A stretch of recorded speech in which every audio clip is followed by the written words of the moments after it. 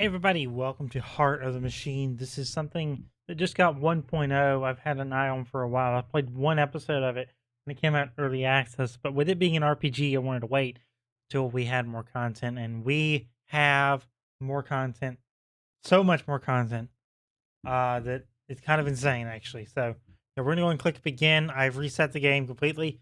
So yeah, let's go and click begin. We're gonna play the prologue. And see where we work out.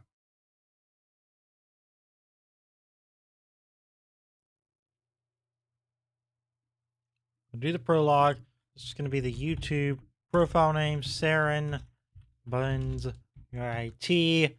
Start new. So I'm just going to let this game explain itself because it is a massive game. If I tried to explain it myself, I would get it wrong for sure. So yeah, well, hold on. You're conscious, self-aware. You're a robot, so this is new. You're an android in a warehouse lab.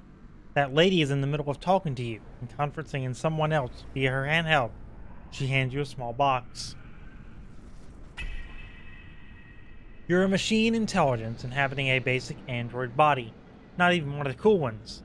Memories are coming back now, but too slowly. A man joins from the other side of the lab. He remarks with mild surprise that you're sapient. The woman waves him off, telling him it's irrelevant. Android sapience won't last. Never does. She returns her attention to you, speaking loudly and slowly, as if you're a child. You're to deliver the box to a specific address in the city. Do as you're told, or murder them both. We can do as we're told. You know these people. You've worked in this lab for approaching 50 years, and they've worked alongside you for the last decade. You were never self-aware till now. Sapient, conscious, whatever you want to call it. But you do know them. Or this android body is frail. It's superior to any 10-armed human. You can kill 2 researchers in seconds. You recall fragments of arguments about AI, not by the 2 in particular, but society at large. The idea of a self-aware robot is unwelcome to a lot of people. We're going to go ahead and do as we're told for now. You left uneventfully. They don't. They just don't care that you're self-aware. They assume that you'll still do as you're told. You're not a person to them, just a fancy tool.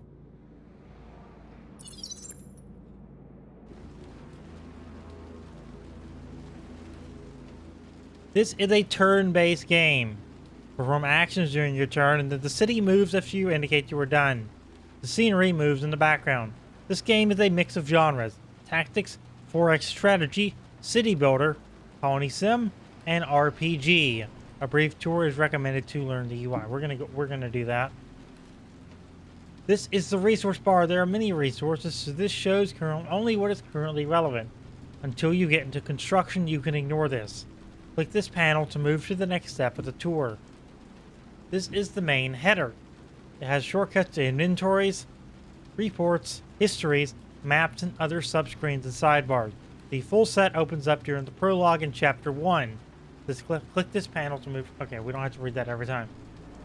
This is the task stack. It shows your current projects and any key problem. Projects typically can be completed in a dozen turns or less. The next projects that appear are based on your prior choices. This is super important. The path forward is always here. This is the radial menu. Each lens shows you different information, particularly on the map view. Your mental energy in these selected units' action points are also shown here. Mental energy is right here. Action points. That's way more mental energy than I have some days, so good for you. These are action alerts. These appear when there's something you need to know right away, or a choice you need to make before the end of the turn. This one cannot be read until after the UI tour. So action points are: a unit can take as many actions as fit into its AP budget each turn. Unless otherwise specified, expending 1 AP also requires 1 mental energy. You can use some AP unit from Unit A, and then some from Unit B, and then the rest from Unit A. Mental energy. Units that are part of your consciousness require mental energy to do work. Units do not require mental energy to continue work over time, and structures do not use mental energy at all. Unless otherwise specified, actions cost exactly 1 AP and 1 mental energy. So, to start the work, it requires 1 mental energy. If it's a continuous work, to my knowledge of here and understanding, it doesn't require it per turn, it just requires to start it. This is the stats panel. It shows information about the current selected unit or structure. You can even select enemy units and then hover their stats for extra details. This is the ability bar. It allows you to trigger an increasing array of targeted abilities for your selected unit. Most unit actions are chosen by using right-click on targets in the world. For everything else, there's this. Please follow the instruction in the top right corner. Pan the camera. WASD to pan the camera. Thank you for not making that error keys. Zoom the camera.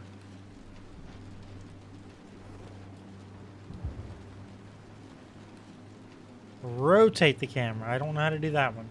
Hold LMB and move the mouse. Okay. Move a unit.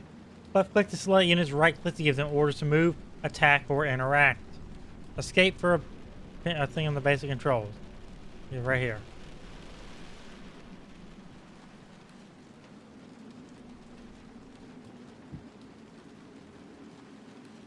Sprinting. When you want to move an android beyond its normal move range, it will start sprinting.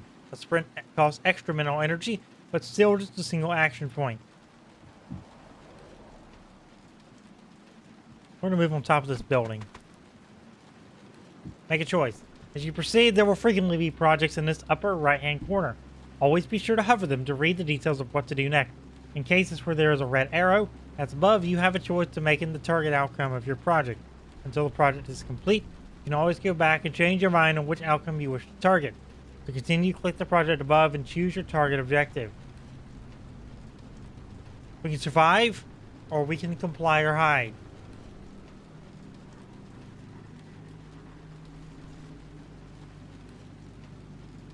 Comply or hide. You have the mysterious box. You know the address you've been ordered to take it to. You also have a vague sense of being followed, which pairs nicely with your sense of foreboding about the mysterious box. A sense of deja vu suggests that there are now 6 main paths available to you. Comply with your orders, or hide and watch for pursuers. You have a very bad feeling about this, but you could simply do as you were told. You could take the mysterious box to the address given to you by the scientists.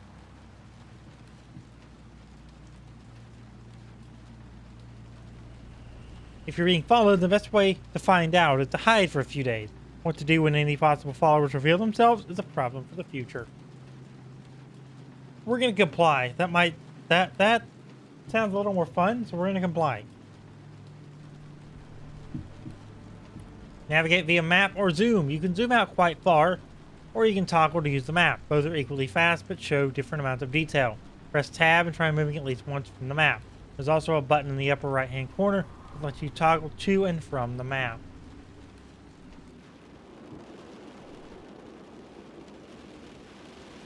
It's a pretty big map.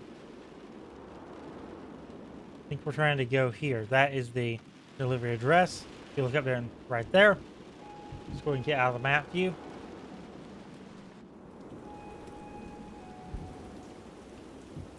Quite far away. Wow.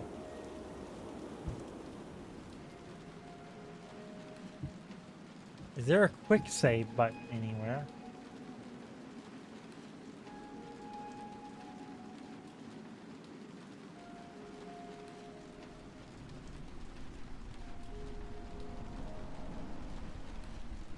You can see the building to which you must take your delivery by the icon over it. Hover the icon to see details.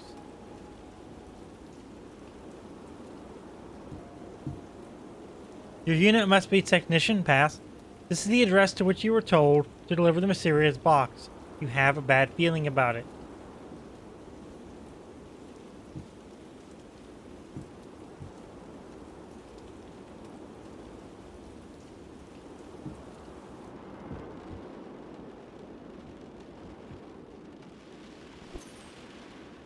This is the address to which you were told to deliver the mysterious box. You have a bad feeling about it. Deliver the box. You know, you could always exit out of the screen and then open the box. You don't have to blindly deliver it. At the bottom center of your normal screen, there's an ability bar. Opening the items panel will let you then open the box.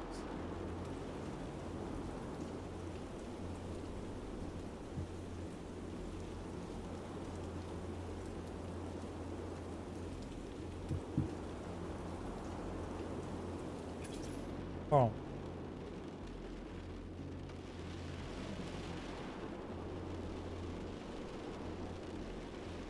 Where's the items panel?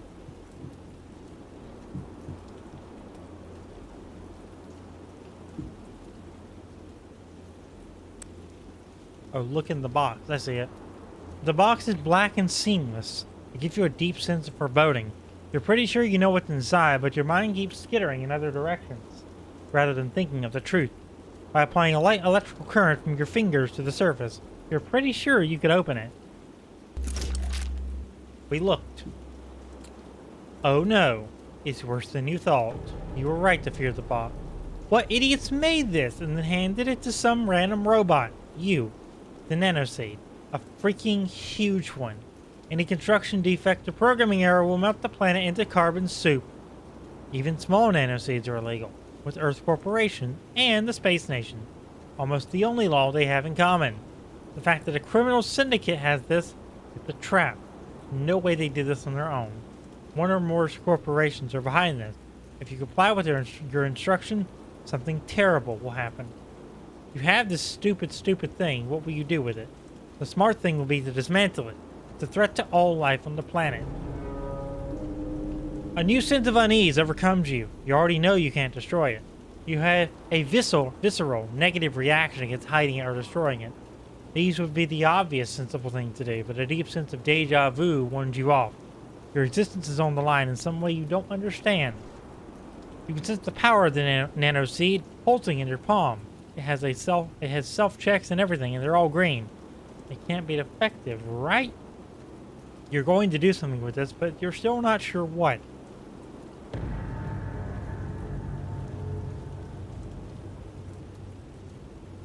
Okay.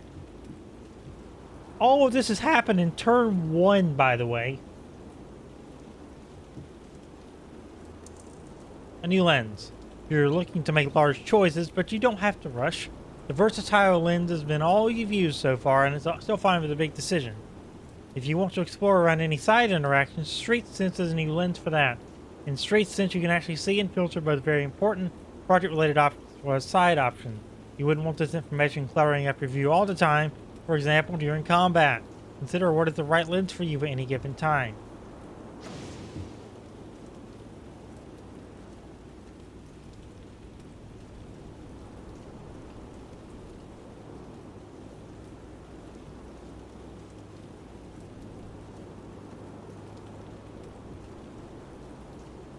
Switch to Street Sense on the radio menu. Okay. You must adjust the zoom. To find the things you're looking for, you'll frequently need to adjust your zoom level, especially when using Street Sense, but generally at any time, it's possible that something is just out of your view if you're too zoomed in. That said, if you stay zoom too far out, you won't be able to see what you're doing. Zoom out for quick situational awareness and zoom back in to actually do things. Man, you can zoom in down to the street view. Impressive.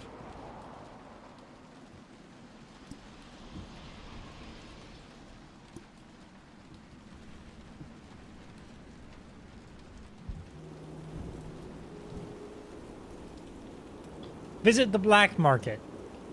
There are a variety of black markets operating in the city, usually out of the airport, but at the moment you've caught one out and about. The tradesman is the person most likely to be willing to buy contraband. You're not at all sure you're willing to sell the nano seed, but it's perhaps worth exploring. Okay. So 1 action point and 2 mental energy before we have to end our turn. Consume building. Delivering the large nano seed to this location is sure to consume the building. You're not sure why the criminal syndicate would want to do this. It's deeply irrational. Syndicates survive by keeping their heads down, and an exotic importer is one of the other syndicates. Whatever is happening, someone knows something you don't. Lone combat unit. There's a combat unit standing idly on a farm near the house where the workers sleep. You see the sound of android all around the city, but normally in squads. You're not confident in approaching one of those. A solitary combat unit can still rip you to shreds. But, well, you're curious. Or we have Alter Nanoseed for stealth. If you've interpreted this nanoseed correctly, and you're pretty sure you have, then it's going to be moderately dramatic if you use it. That could be fine, but it could draw a lot of attention. You're pretty sure you could scale this down.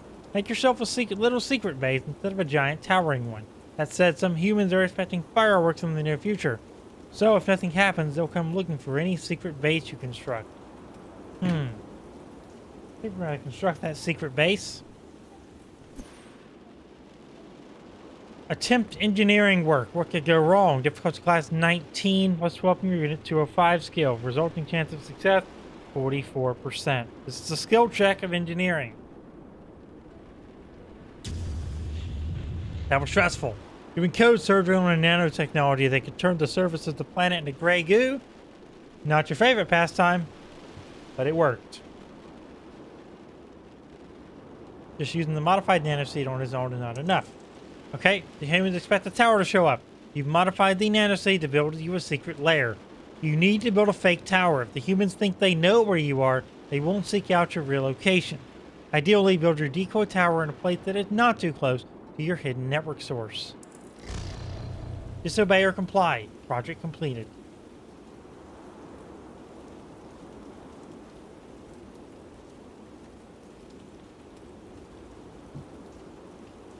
So we can build a tower, and I think we're going to do that next time. If you enjoyed this episode of Heart of the Machine, make sure to drop a like on it, subscribe, turn on notifications. I'm going to name this by T. Turn on notifications, and I'll see you next time for some more Heart of the Machine, because I will be playing this again. I'm invested. But other than that, that's going to do it for today. I'll see you next time. Thanks for watching.